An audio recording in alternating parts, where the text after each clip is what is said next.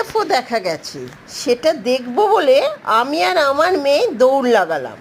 রাস্তায় দেখি একটা সুইগির ছেলে চলে যাচ্ছে। ভাবলাম এ কি তবে ইউএফওটা চুরি করে নিয়ে যাচ্ছে? তারপর দেখলাম না, ও চুরি করেনি।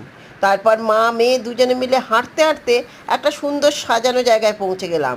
বুঝলাম এইখানেই ইউএফও আছে। এই যে এত এলিয়ানদের ভিড়, তার মানে এখানে ইউএফও আছে। তারপর দেখি একটা এলিয়ান মানুষের চর্বি ভাজা করে খাচ্ছে। সেটা দেখে আমি অবাকই হলাম। তারপর বললাম, ইউএফও কোথায়? আমরা ইউএফও দেখবো। বললো, তার আগে তোমাদের টেস্ট পাস করতে হবে। আমাদের দুজনকে একটা বিশাল দোলুনিতে তুলে দিল, কিন্তু আমরা হাসতে লাগলাম। তারপর আর একটা জায়গায় তুলে দিল, বলে এখানে উঠলে তোমাদের মাথা ঘুরবে। আমি বললাম, আমাদের মাথা ঘুরবে কি করে?